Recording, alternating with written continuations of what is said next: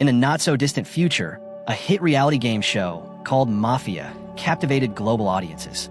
Nobody knows who created it, but the rules are always the same. 11 players, including 9 civilians and 2 hidden mafiosos. The civilians must uncover the identities of the killers and vote them out to win. Meanwhile, each night, the mafiosos secretly eliminate one player. The winners receive a massive prize of $1 billion, but anyone voted out suffers a gruesome death. Once roles are assigned, the host tells everyone to introduce themselves, beginning with a man named Luca.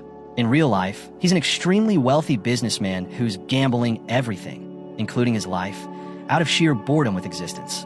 His only family, his children, are simply waiting for his death to claim his riches. But unbeknownst to them, Luca has already passed on his fortune elsewhere, leaving them with nothing. Still, he insists he's just a civilian, not one of the mafia. Next up is Ilya, who shares that he has terminal cancer and only 3 months to live. He joined the game in hopes of leaving money for his loved ones before he dies. However, his wife begged him to spend his last days with her rather than die on live TV. Soon after, the host introduces the 3rd and 4th players. These 2 are different from the others. They're convicted criminals given the chance to play for a shot at freedom. The younger one, Ivan, insists he was wrongly imprisoned. His claim only makes the other criminal, a brutal man nicknamed the Butcher, laugh mockingly. One by one, the other players introduce themselves, each swearing they're just innocent civilians. Once everyone has spoken, the host begins the countdown for the first vote. Tension escalates as players argue and hurl accusations. A woman named Mary interrupts, urging everyone not to waste time. With no clear evidence, she follows her gut and points to a man named Kirill. Peter, another player, agrees and pushes everyone to cast their votes. But he's cut off by the Butcher, who recognizes Mary from a reality TV show. He also remembers Peter as the obsessive fan who once tried to date her, which raises suspicions that they may be conspiring. Mary was, in fact, a famous dancer until a tragic accident left her unable to walk. Her fame vanished overnight, and prosthetics were far too expensive. With no other options, she entered the Mafia game, hoping to reclaim her life. After the revelation, Peter admits it's true, but insists they're not working together as mafiosos. The rest of the players remain skeptical and begin casting votes against Mary. Desperate and tearful, Mary blames Peter for her fate. Trying to protect her, Peter suddenly claims to be the mafioso, but no one believes him. The group eliminates Mary. She's forced to confirm her identity by raising her hand, and everyone is stunned to learn she was actually a civilian. Instantly, her chair glides toward a black sphere that swallows her, rendering her unconscious. She's then transported to a realm of storm clouds and violent lightning.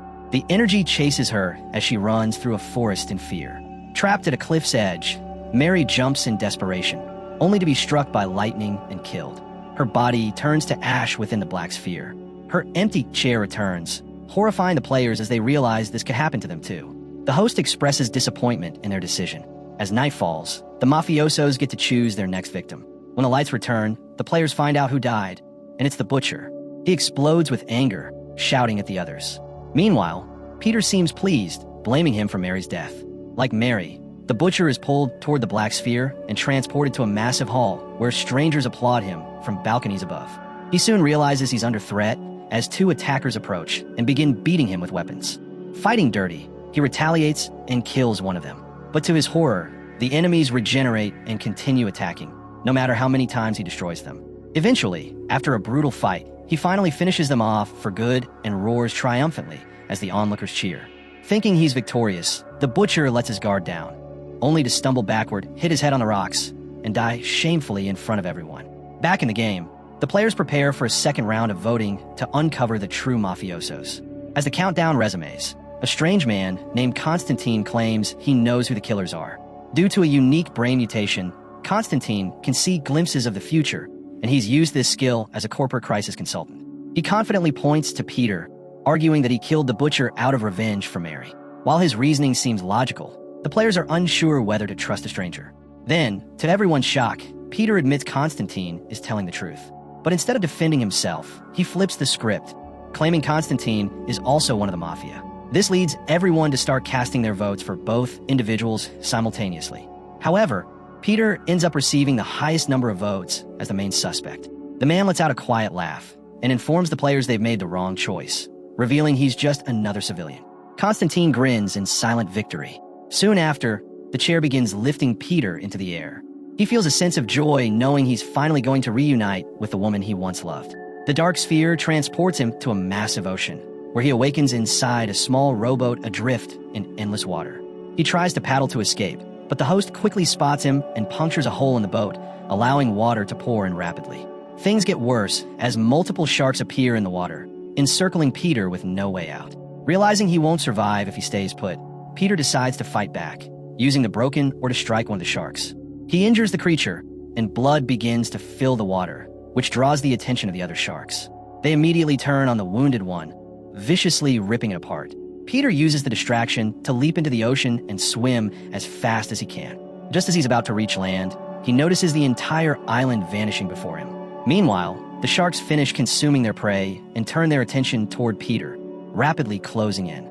As he braces for death, Peter begins to see the image of the woman he loved before being attacked by the monstrous creatures. Because the players have now lost 3 civilians without identifying the mafioso, the game allows one final vote before nightfall. A middle-aged man named Walter takes the lead. He's a high-ranking military officer with vast combat experience, but after losing all his soldiers in battle, he became mentally unstable. Haunted by guilt, Walter grows hostile toward the supposed criminal beside him, expressing hatred for lawbreakers. Ivan insists he's innocent. Their argument is cut short when a woman named Larissa interrupts, claiming Walter is just a bully. This pushes the soldier to expose Ivan's past. Ivan had just graduated and was celebrating with friends when their car crashed into a wall. He and the driver survived, but 2 friends died in the explosion, and they were taken to court. Unfortunately, every witness claimed Ivan was driving, which led to his immediate conviction. Ivan desperately begs the group to believe him. Meanwhile, Walter grows suspicious of both Ivan and Larissa, accusing them of being mafiosos.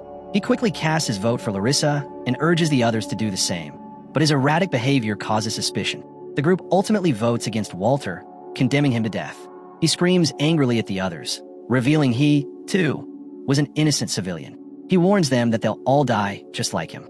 The massive chair drags the officer into the black sphere, throwing him into his greatest fear. Walter finds himself back in command, leading his soldiers again. But this time, they're immediately ambushed and slaughtered, leaving him as the only one left alive.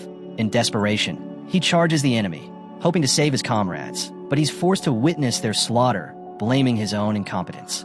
Before he can grieve, the enemy corners him inside a building and guns him down, ending his life just like his fallen brothers. With the officer gone, the mafiosos must now choose another victim. As darkness falls over the city, the remaining players wait anxiously. When the lights flicker back on, the host announces that the Mafia has chosen Larissa as the next to die. But Larissa seems unafraid. She once had a loving husband and a beautiful life, but her downward spiral began when she started drinking alone. Her addiction ruined her marriage, drove her family away, and left her in isolation for years. Everything changed one day when she witnessed a highway accident and rescued a young man. By chance, it was Ivan. But Larissa admits that she was also the reason Ivan's life was destroyed. She had been paid a large sum to falsely accuse him of being the driver. She asks Ivan to forgive her for the suffering she caused. Surprisingly, Ivan forgives her despite everything. Moments later, the chair begins lifting her toward the black sphere, preparing to deliver her to her own nightmare. Larissa wakes up midair inside a passenger jet, but she soon sees the plane heading straight into a terrifying storm. Dark clouds begin to twist into tentacle-like shapes, disabling the engines and sending the plane plummeting into chaos. A flight attendant tries to reassure her, but is quickly pulled away by the powerful winds as the aircraft begins to tear apart. The clouds wrap around the plane like demonic creatures, bending the metal and ripping the jet to pieces. Everyone aboard is killed. After Larissa's death, only 6 players remain, yet still no one has exposed a single mafioso. KIR becomes convinced that Ivan must be the killer, arguing that if he had truly recognized Larissa earlier, he would have killed her out of revenge. Katia, a young woman, voices her disagreement, suggesting that Constantine might actually be the guilty one since he was the one who convinced the group to vote for Peter, who turned out to be innocent. Surprisingly, Constantine doesn't argue. Instead, he shares one of his cryptic prophecies with her, advising that if she ever finds herself with no escape, she should move toward the triangular shape. Voting begins, and opinions are split between Ivan and Constantine, making it impossible to reach a clear majority. Then, unexpectedly, Constantine casts a vote for himself, shocking everyone, including the host. This leads him to confess that he's one of the Mafia, and he's taken toward the same ominous black sphere where other eliminated players have gone. Constantine finds himself on a dimly lit staircase, eventually standing before a wall full of mirrors. He is horrified to see himself rapidly aging. The transformation causes him to cough violently until he collapses and begins to die.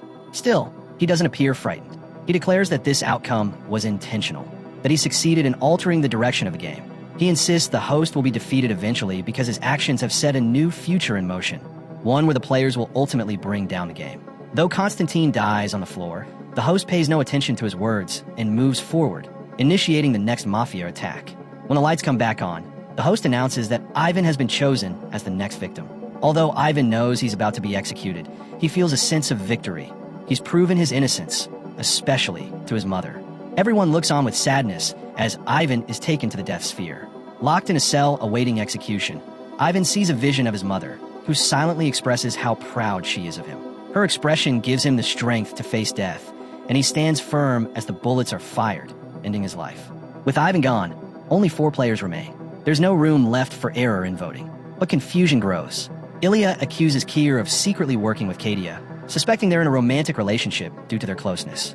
In reality, the two had met at a bar before the game, but Kier denies they're collaborating. Luca, convinced their fates now lie in Kier and Katia's hands, urges action. But Katia finds herself unable to decide who to eliminate. As time runs out, the system picks a random player, and Katia is chosen. She confesses she was merely a civilian. She expresses her regret for letting the others down as she's raised up into the air. But just then, Carol manages to break free and grabs Katia's chair in desperation. Both of them are pulled into the black sphere together while the host watches, intrigued. This has never occurred before. The pair awaken in a strange place, lying on a transparent floor. The man tells her to stay calm and begins moving toward her, but quickly notices the glass beneath him cracking. Realizing their time is short, he rushes to reach her as the floor continues to collapse. Kira makes it just in time, and they leap together into the void below.